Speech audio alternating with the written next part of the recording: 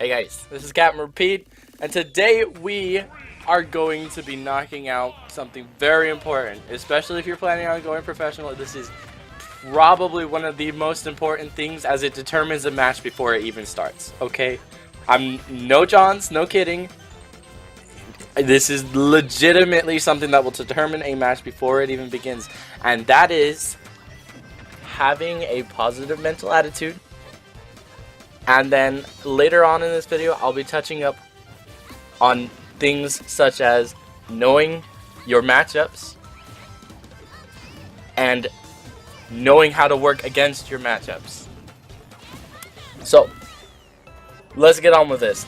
We've all had these matches, you know, you go in, you're expecting to win against somebody, let's say on online, and they pull some stupid crap on you, right? Like it's a Ganon, and then he Ganon-sides you for your last stock. After a hard-fought battle, you thought you were about to win, he pulls you with the Ganon side, and you lose.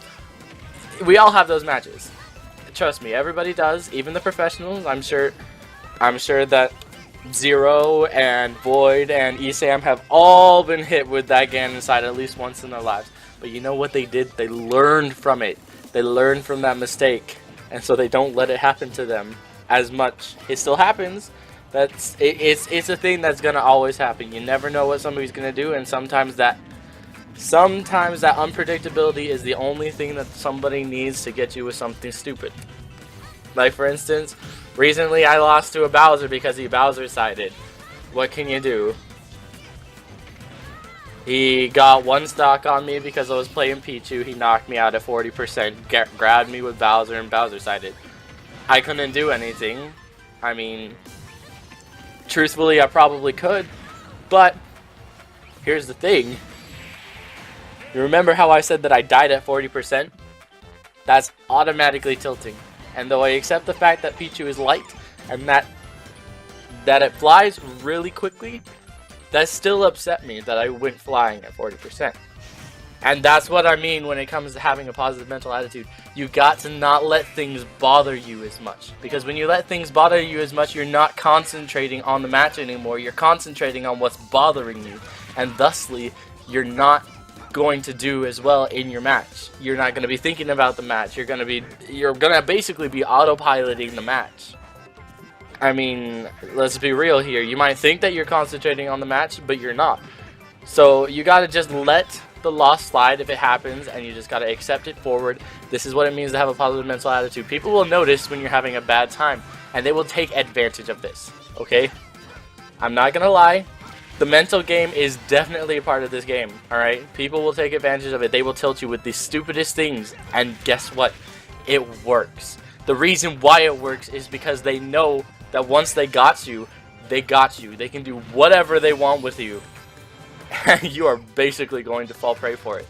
I can tell you right now that the biggest thing that I always want to do to somebody after they've set me off is I want to attack them. And that makes me a very easy target. No more baiting, no more running away, just straight up charging into their attacks. It's an easy process for them to predict. I'm no longer thinking. I'm just blindly attacking, and that makes me an easy target. I'm not saying that any of you guys do this, but I'm sure you had that feeling where you just feel like you were helpless and you couldn't do anything against your opponent. Like your opponent knew everything you were going to do before they did it. Before you did it. They just knew, right? They just knew. And you couldn't understand why. You felt helpless, you felt useless. This happened to me in the tournament. I lost 3 matches. The first match, I lost. It was a close game, but I killed myself. Unfortunately, I SD'd and I lost the match. You know, I didn't take the loss, okay? I've said it in one of my videos that you gotta learn to take the loss. I didn't take the loss. It upset me. It really upset me, and because of that, I proceeded to lose the following 2 matches. Automatically. Because I was so focused on that SD I had in that one match. That SD I had in that one match, and that SD was going to affect the rest of my tournament. You get where I'm going? I was focusing more on the SD and less on the fights I were fighting, and so thusly I lost the fights. You got to let things slide. You got to keep thinking positive. You got to keep thinking, about what you're going to do in your current match. Don't think about the numbers. Don't think about how much you've lost. Don't think about anything. Think about how I'm going to beat this opponent and how good, how savory the feeling will be when they get that loss and you're fist bumping them knowing that you won. It's so good. That feeling is so good. Anyway, I think I've touched up on this topic enough. You guys know that you just got to stay calm. You got to focus on the match. Keep thinking positive. Stop thinking negative. I know it's easier to think negative, but you just got to do this if you want to be good at this game, okay? You got to stay calm. Anyway, I talked about matchups. You got to know your matchups. And more than know your matchups, you got to know how to fight your matchups. This is something that I haven't perfected yet. I'll admit that. I'm still new to this, so I can understand that this is something that I need to learn. This is something that I need to work on, which is why before I get too far on it, I'm going to help other people learn that they need to do this too. And the reason for the end, once again, you don't have to learn your matchups. You can beat your Roy as playing Pichu, or you can beat your Ike playing Pichu. You can still beat your matchups. It's just you need to understand that your matchups are always going to be a harder fight, and that you can't just win your matchup by playing like you normally do. The reason being is because they're going to play their matchup like they know how to do their matchup, because they have the advantage at you already. When you're fighting a sword unit as a character like Yoshi, they are going to space you out. They're going to wait for you to make some stupid mistake, and they're going to punish you with the longest attack you've ever seen. You'll feel like it shouldn't have hit you. That's what they'll do. They'll stay out of your range and they'll harass you. I can tell you straight up that that's what all sword people do. Now that you know that, what are you going to do against sword units, right? You're going to bait out the attack and attack them, right? I'd still say be careful, but that's the general idea, is that they have a little bit of cooldown time before they can use their next skill. That being said, there are certain exceptions to this rule. Lucina, she is extremely fast, and she can get her skills out stupidly fast, but for most sword units, there is an opportunity to attack them after they miss their skills. The reason being is because they don't have multi-attacks. None of them have multi-attacks. And no, I'm not talking about their sword dance, their side Bs. I'm not talking about their side Bs. That's a multi-attack, but you gotta understand that that is a multi-attack, and it's the only multi-attack that they have, and it's easily counterable. You just hold your shield, because it's best used on the ground. They're not gonna hit you in the air with it, which is where sword units play the best, by the way, in the air. They do play the best in the air. They juggle very well. But if they can't juggle you, and you're on the ground, they will probably use sword dance. So you gotta expect the sword dance, and guess what you can do? You can counter it after they miss the sword dance. Okay, simple enough, right? That's what I mean when you gotta know your matchups and how to work against them. Like for instance, with Ganon, he's very good at being defensive. Like he has a whole bunch of good hitboxes in this game. Very big hitboxes, he kills early. You got to respect his range. He has like a wider range than most other characters. It's shocking. But I can tell you something solid. Ganons have a ridiculous amounts of lag time after their abilities. Once a Ganon uses like his forward smash, you can basically do anything as long as you time it properly. You can get in. Except with the exception of a forward smash, I wouldn't attempt a forward smash because most forward smashes have that little bit of lag time before it gets out. So I'd suggest something like a down smash or an up smash, just something that you know you can get out very quickly so that they can't dodge you after their forward smash. You just need to understand that certain characters will do better than other characters at beating certain characters. And so let's say that you're against your matchup. Let's say you're playing Yoshi and you get forced against like a Sea Falcon or an Ike or a Lucina. Well, sorry, you can't play your normal game, right? You can't play your normal game. You have to spice it up a little bit. You have to expect them to do what a typical them would do.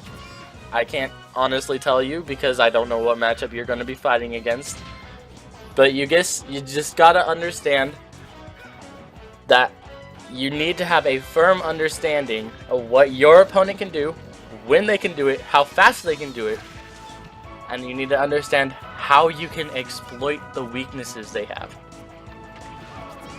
Like for instance, in this fight against this Roy, he just kept harassing me with tilts. I couldn't find a way around it, but I can probably tell you right now that the biggest way to attack him, because I can think about it now when I watch it, I went in for nothing but attacks. And so what he would do is he'd back away a little bit, he'd sidestep away a little bit, and then he'd harass me with his forward smash. I fell for it every time. But you know what I could have done to counter that? I could have just not gone after him. I could have backed up a little bit and then went after him. You get what I mean? Stayed out of his range and then attacked him when he had his lag time. I could have also easily used my Thunder Jolts. I didn't think about using my Thunder Jolts all that much. He didn't use his shield all that much. So that was my fault for not taking advantage of the fact that he did not want to use his shield at all.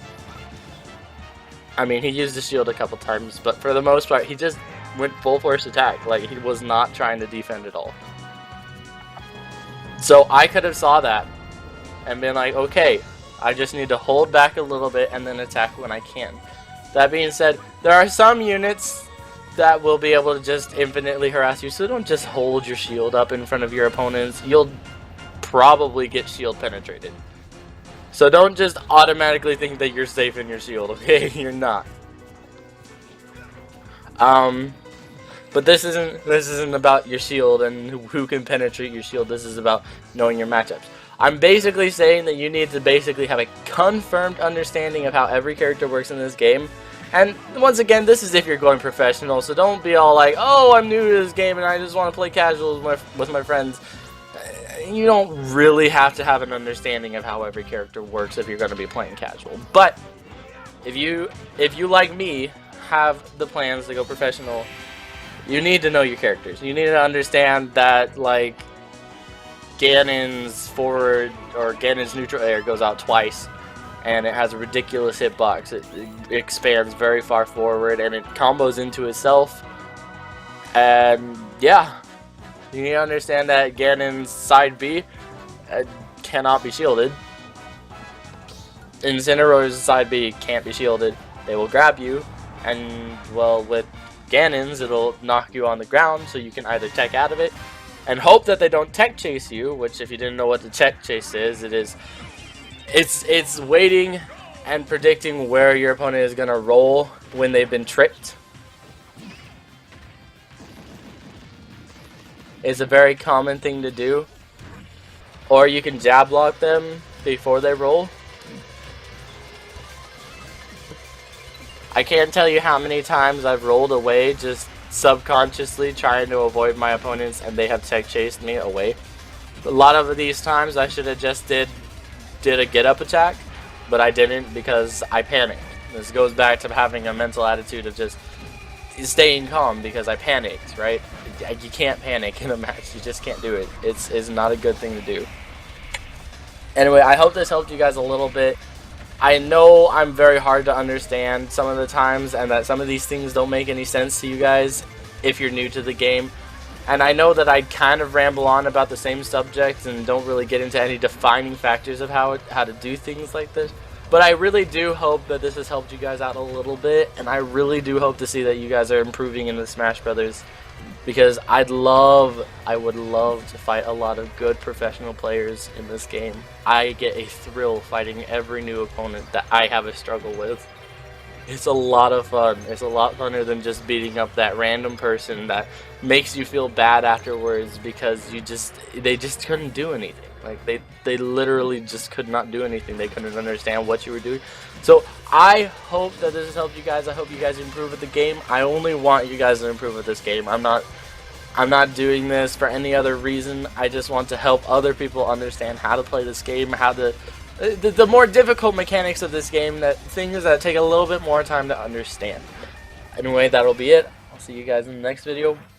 Hey guys, real quick before you click off, I'd like to strongly encourage you guys to comment down below what you thought about the video. If you hated it, if you liked it, if you didn't like a certain part of it, just let me know. I love reading your guys' comments. It's one of my favorite things to do after I post a video. So just hit me up in those comment sections. I will read every one of your comments and probably reply to them. So if that's incentive to make you guys comment on the video, it's a very easy thing for me to do because I appreciate every single one of you. I love the community that I've built so far, and I just want to make a bigger community that everybody can talk to each other and be like, oh my gosh, everybody's amazing here. So I would encourage you guys to like and subscribe. Also, don't forget to hit that bell if you decide to subscribe. I'm just a small YouTuber. YouTube doesn't help me at all yet, so I need your guys' help to get my channel out there. I know I'm stupid, I know I make bad videos right now, but if I get some help from you guys now, I can make better videos in the future. So please like, comment, subscribe, give my channel a chance to grow. It will become your favorite spot, I swear. Please just give my channel a chance. That being said, like, comment, subscribe. Let me know what you think about my videos right now, what I can do to improve for you guys, and I will see you in the next video. Bye-bye.